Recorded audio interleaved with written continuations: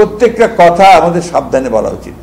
আমি মনে করি নির্বাচনটা খুব বেশি প্রয়োজন। টিকমার্ক দিয়ে কি রাজনীতি হয় নাকি? এক মুহূর্তের মধ্যে বাংলাদেশের সব সমস্যার সমাধান হয়ে যাবে এটা মনে করার কোনো কারণ নেই। 15 বছরের একটা ফ্যাসিস্ট রুল আওয়ামী লীগ সব ইনস্টিটিউশনকে ধ্বংস করে দিয়েছে। সেই ইনস্টিটিউশন গুলোকে নতুন করে বিল্ড আপ করা এটা কোনো ছেলে খেলা নয়। আমি এই কথাটা বারবার করে বলার চেষ্টা করি যে এটা একটা বিরাট বিরাট চ্যালেঞ্জ, জাতির জন্য চ্যালেঞ্জ। সবাই আশা করেন যে সবকিছু এটা হচ্ছে না, এটা ঠিক হচ্ছে না, এটা ঠিক হচ্ছে না। এত সোজা একটা রাষ্ট্রকে, একটা যন্ত্রকে আপনার একেবারে ধ্বংস করে ফেলা হয়। এখান থেকে আবার নতুন করে সুস্থ ভালো জিনিস রাতারাতি নিয়ে আসবেন, এটা এত সহজে হয় না। ইট টেকস টাইম। এবং ভালো কথা হচ্ছে যেটা, সেটা হচ্ছে যে সবাই আন্তরিকভাবে চেষ্টা করছেন, রাজনৈতিক দলগুলোও চেষ্টা করছেন। আমি কাউকেই আপনার অভিযোগ করতে পারি না, চাই না কারোর বিরুদ্ধে।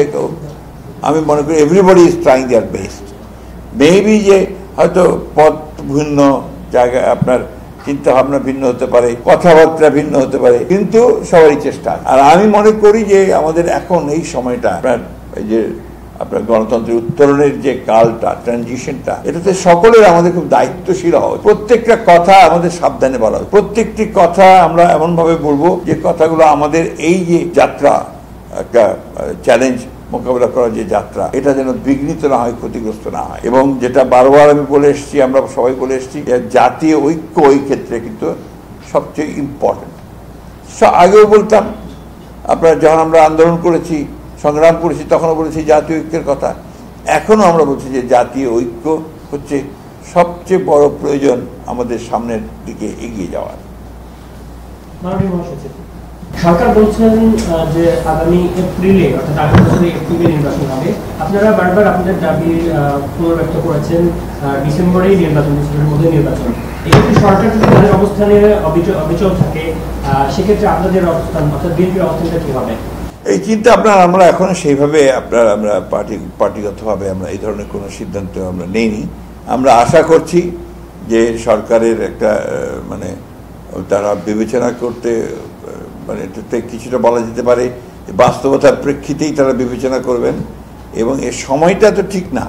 আমি প্রথম দিনই বলেছি আপনার যে time is not good for election. আপনার রোজার মাস, রোজা শেষ হবে, ঈদ শেষ হবে, তার কয়েকদিন পরে নির্বাচন। আপনি ভাবেন ওটা রোজার মাসটা ক্যান্ডিডেটদের কি অবস্থা হবে, পলিটিক্যাল ওয়ার্কারদের কি অবস্থা হবে। আমি তো নিজে এখনই চিন্তিত যে প্রত্যেক দিন আমাকে ইফতার পার্টি করতে হবে।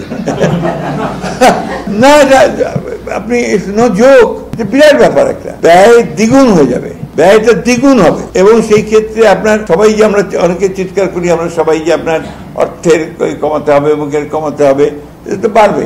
Number one. নাম্বার টু, গরম, প্রচন্ড গরম শেষ। আপনার ঝড় বৃষ্টি আছে দিনের বেলা। আমরা তো আমাদের যে কালচার, এখানে নির্বাচনের জনসভা করতে হয়, জনসভা করে লোককে বলতে, জনসভাতে লোকজন আনাটাই মুশকিল হবে। রোদ্রের মধ্যে কে আসবে? রাত্রিবেলা গিয়ে মিটিং করতে হবে আর কি।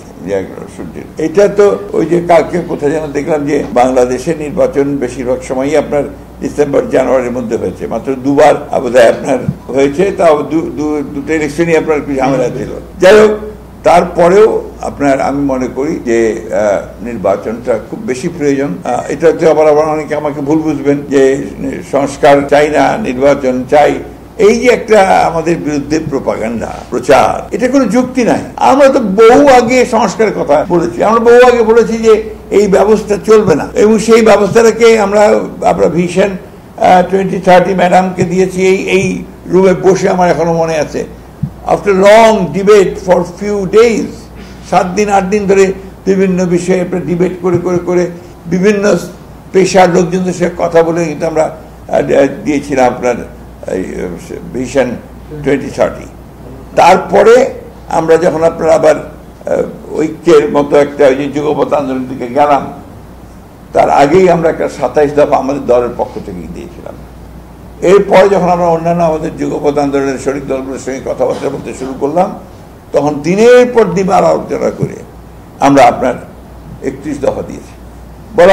বলা হচ্ছে বিভিন্ন যে আপনারা খেয়াল করে দেখবেন সবাই যে ঐক্য, অমুক জায়গায় ঐক্য নাই। বিএনপি এবং দুঃখজনক ব্যাপারভাবে আপনার সংস্কার কমিটিগুলো তারা যেভাবে জানতে চেয়েছে, এটা অনেকটা যে আপনার স্কুলের টিকমার্ক দিয়ে কি রাজনীতি হয় নাকি? এটা একটা অসম্ভব ব্যাপার। আমাকে তো আমরা বলেছি প্রধানমন্ত্রী পরপর দুবার কেউ হতে পারবেন না, আবার বলেছি যে 1 বছর বাদ দিয়ে আরেকবার হতে পারবেন, অর্থাৎ 3 টাইমস। আমরা তো এই কথা বলিনি যে তারপরে হতে পারবে। তো এখন এই জিনিসগুলোর আপনার ব্যাখ্যা করা দরকার।